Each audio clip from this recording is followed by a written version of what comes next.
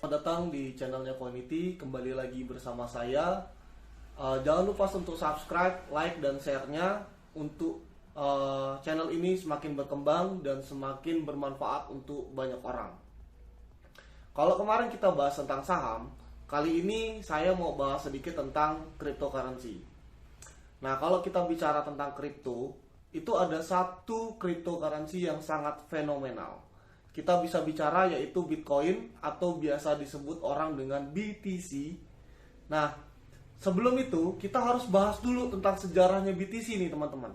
Bitcoin itu diciptakan oleh seorang anonim yang sampai sekarang tidak diketahui keberadaannya, tapi biasa kita sebut dengan namanya Satoshi Nakamoto. Nah, kenapa alasannya Satoshi Nakamoto tahun 2009 mengeluarkan Bitcoin?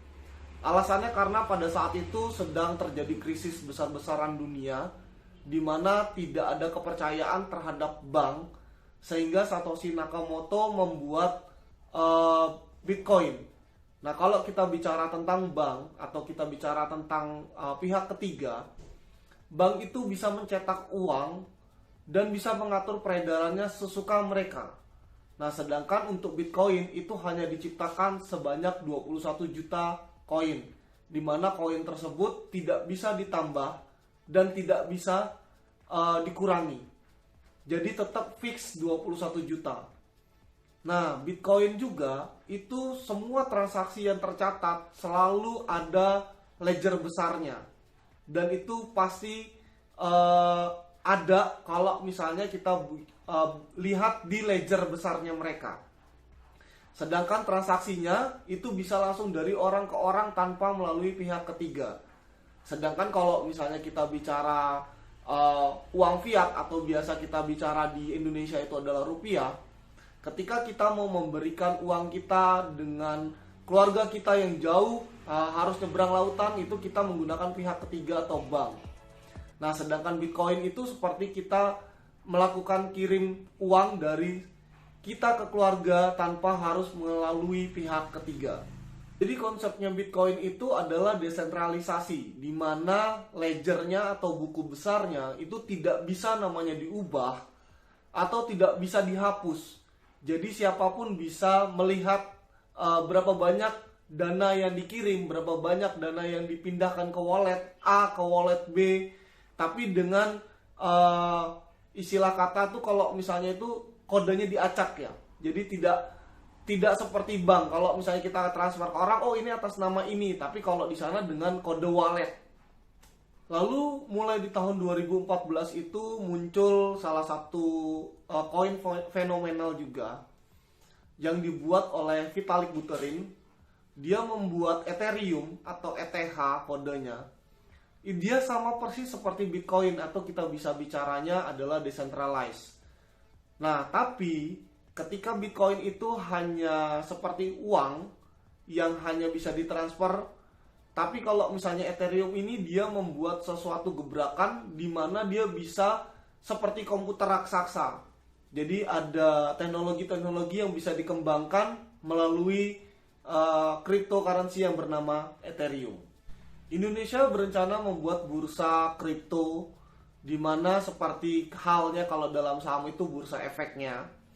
Nah, bursa kripto ini lagi disusun atau direncanakan, rencananya akan diluncurkan tahun 2023 ini.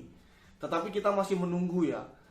Nah, kalau misalnya selama kita masih menunggu, tapi tetap kita bisa melakukan jual dan beli melalui exchanger, di mana exchanger tersebut di Indonesia itu sudah ada kurang lebih dari 10 seingat saya belum buka lagi datanya secara valid, tapi dia memang exchanger yang terdaftar di Indonesia di bawah pengawasan Bapeti dan OJK.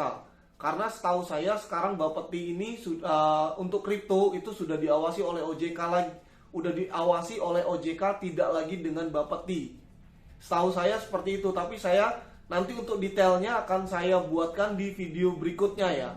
Dan ingat teman-teman, dalam transaksi di dalam dunia kripto pun itu sebenarnya sama aja kayak saham, kita membantu negara dengan kita membayar pajak. Tapi kalau misalnya kita mau melakukan jual beli di exchanger luar negeri yang terdaftar di luar negeri, itu sah-sah saja dan bisa-bisa saja. Tetapi kita tidak kita sebelum kita melakukan investasi atau trading di exchanger di luar, kita harus melakukan riset dulu teman-teman. Jadi jangan ikut-ikutan, wah kata teman begini nih, aku harus ikut. Oh tidak, lebih baik kita melakukan riset dulu sebelum kita melakukan investasi dan trading di exchanger luar ataupun di exchanger dalam negeri. Kripto A, kripto B, token A, token B. Nah, perbedaan kripto dan token itu di video berikutnya. Nah, itu pun kita juga harus melakukan riset ya teman-teman. Jadi nggak sembarangan kita langsung bisa, oh aku harus kata temanku ini bagus, aku harus ikutan, aku harus beli. Tidak kayak gitu prinsipnya. Kalau teman-teman melakukan itu, maka secara nggak langsung teman-teman kalau misalnya token tersebut scam, teman-teman akan kehilangan dananya teman-teman. Nah, kalau misalnya kita bicara scam itu gagal bayar ya. Jadi kalau misalnya ada token yang kita, wah ini pasti bagus, terus kita ikut-ikutan masuk, ternyata token tersebut scam. Ya udah, jadi mau nggak mau kita hanya sebagai donasi ya ke orang yang buat itu gitu.